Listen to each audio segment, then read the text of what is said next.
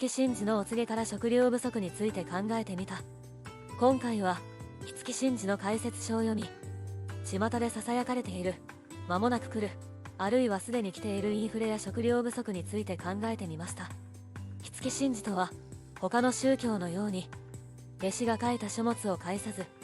神の言葉をそのまま、霊媒体質を持つ岡本天明さんという方が手を動かされるままに書いたものだそうです。昭和19年6月10日から最後は昭和36年までと長く真嗣は続き、全部で36巻あり、非公開のものを含めると50巻にも上ります。本文では第二次世界大戦後の復興や災害、また今の情勢について触れられており、世の中全て見通しているかのように網羅されています。原本は膨大な冊数で、また数字や記号だらけなので解読が難しく、しかも言い回しなどにより解釈が分かれ、数通りの考え方があるそうです。最近これを優しく解説した本を読む機会があり、これは今の世の中をいかにも的確に映し出しているものだと感じました。木月真嗣で恐ろしい未来が来ることを予言した書物だという解説は多くありますが、私はスピリチュアル要素を含まずに、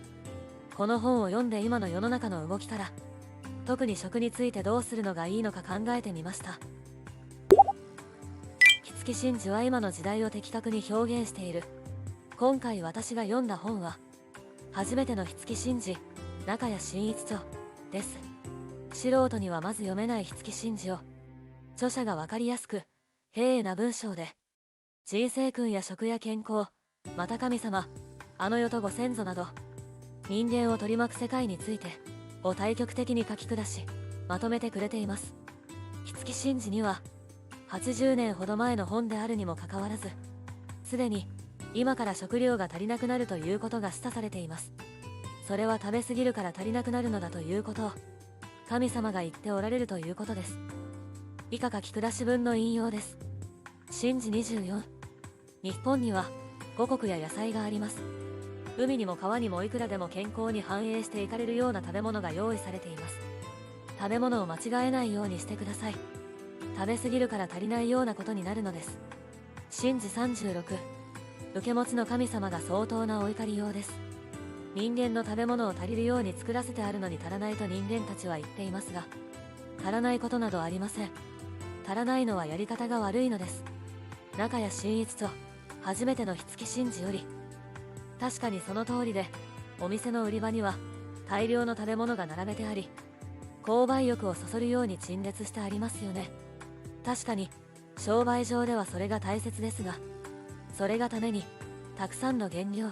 完成品を輸入しなければならなかったということは、今からは反省しなければいけない点だと思います。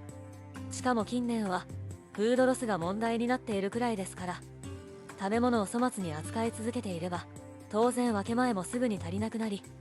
本当に飢餓状態に陥ってしまうのかもしれません。健康的な食生活を取り戻すチャンスかも。食べ過ぎの弊害が多い証明として、お医者さんからダイエットしなければならないと忠告される人も多いでしょう。何より命を支えてくれる食べ物で病気になるということも、よく考えたら非常におかしなことです。木月真嗣はそれに対しての警告なのかもしれません。真嗣23、日本には五穀、海のもの、野のもの、山のものなど、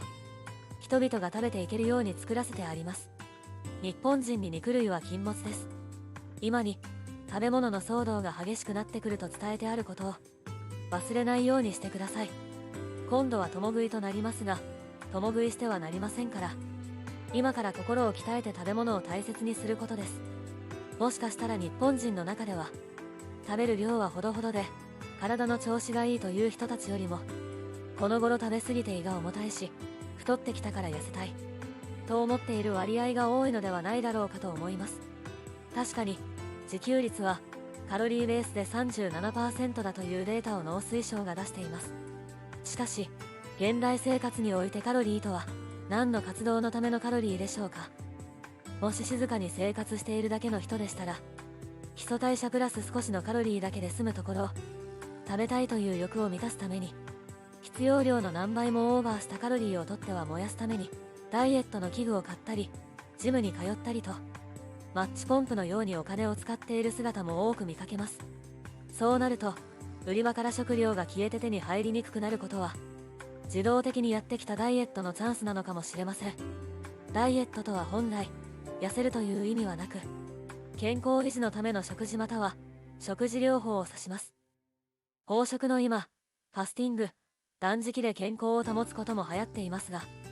もし食料が手に入りづらくなったとすれば、気構えてわざわざ断食しなくていいと解釈ができます。自分の体が本当に必要とする穀類や野菜をしっかり蓄えた上であれば、これからの食料危機が来たとて、辛く苦しいものと捉えなくてもいいかもしれません。1日3食が多いと感じる方は、ファスティングの概念からいけば、ご自身の体の感覚に合わせて1日2食なり、1食にしてもいいわけです。14時間断食、16時間断食というやり方もありますから、早速それをやってみて体を慣らしていくのはどうでしょうか。お腹が空いたと思った時に食べるご飯は、どんなものでも美味しいです。実際私は、冬は13時間、夏は14時間、物を食べずにいますが、慣れてしまっているので、辛いと感じることはありません。そして、食事をとる11時間なり10時間は、美味しく食べ物をいただくようにしています。少ない食事に、自分の体を慣らしていこう。これからは夏に向かいますから、徐々に食事を減らすことを始めやすいと思います。食べ物を口にしない時間をだんだん長くしていくと、本当に自分が必要な量がしっかりつかめます。しっかり食べる量を把握し、必要以上に食べずに済むようになれば、備蓄も際限なく増やさなくてよくなります。今までと同じように過ごせなくなると思うと、とても大変な世の中が来るという考え方もありますが、少しの食べ物をありがたくいただき、体の隅々まで栄養を行き渡らせると考えられれば、ひもじいと思わなくて済むのではないでしょうか。今後の世の中についても、火付真珠はすでに教えてくれているので、それに照らして解釈した備蓄やシンプルな暮らしということについても、別の動画でお伝えできればと思います。最後までご視聴いただきありがとうございました。ぜひ、高評価とチャンネル登録をよろしくお願いいたします。